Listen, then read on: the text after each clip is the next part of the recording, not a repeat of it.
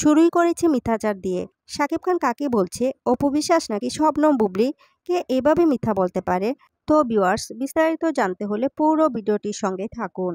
শুরুই করেছেন কিন্তু মিথ্যাচার দিয়ে। প্রযোজক অ্যাসোসিয়েশন ও সাহস তার থেকে হলো। সে আমার শিল্পী সমিতিতে করেছে, সে আমার পরিচালক সমিতিতে করেছে, সে আর অন্যান্য অ্যাসোসিয়েট সমিতিতে করেছে।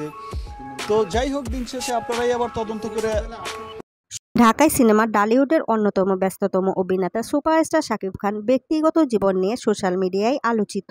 সাম্প্রতিক ঈদ উপলক্ষে বিভিন্ন টিভি চ্যানেলে সাক্ষাৎকারে সেখানে শাকিব খানের লাইফ নিয়ে বিভিন্ন অজানা তথ্য ফাঁস করেছেন শবনম বুবলি। আর এদিকে বুবলি নিজে লাইভে এসে বলেছেন শাকিব খান নাকি তাকে লক্ষ্মী বলে ডাকে।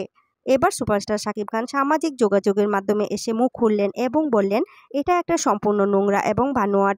বুবলি নিজের ছবি ভাইরাল এবং নিজে ভাইরাল হওয়ার জন্য শাকিব খানের নাম বানিয়ে বলে বিভিন্ন সামাজিক মাধ্যমে উল্টাপাল্টা কথা বলছে।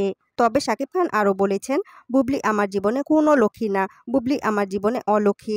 শুধুমাত্র সে যাদের কারণে আমি চুপ করে আছি, সে এই সুযোগটা নিচ্ছে এবং মিথ্যাচার করছে। আর শাকিব খান সম্পর্কে অপু বিশ্বাসের মন্তব্য হচ্ছে, আমার দেখো, আমাকে বেশ হিটার্সরা বলে যে সারাক্ষণ ওনার মুখে ওনার নামটা কেন থাকে। তো হিটার্সদের কি ধারণা যে আমার মতো কি আমি কি অন্যদের মতো বিভিন্ন জায়গায় ঘুরে বেড়াবো, যেটা তার ওয়াইফরা আবার মানুষকে ডিসক্লোজ করবে? Never ever ever. আমার প্রেম হয়েছে, বিয়ে হয়েছে, আমার বাচ্চা হয়েছে। সো এই তিনটা এক জায়গায় সীমাবদ্ধ। আমরা সবাই জানি শাকিব খান তো একটা অন্যায় করেছে, আপনিও মেনে নিতে পারেননি, অনেক রেগে গিয়েছিলেন। শাকিব খানের প্রতি আপনার এই রাগটা কখন কমেছে? তার প্রতি আমার অনেক রাগ ছিল, সেটা টিভি মিডিয়া অনেক দেখেছো।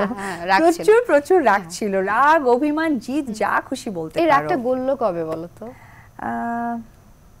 কবে জানি না, তবে অবশ্যই তার জায়গা থেকেই আবার তার যে দায়িত্ববোধের জায়গাটা দেখেছি, তখন না একটা মা হিসেবে, একটা মেয়ে হিসেবে, একটা স্ত্রী হিসেবে, একজন প্রেমিকা হিসেবে মনে হয়েছে যে না থাক, মানুষটাকে মিস ইউজ করেছে।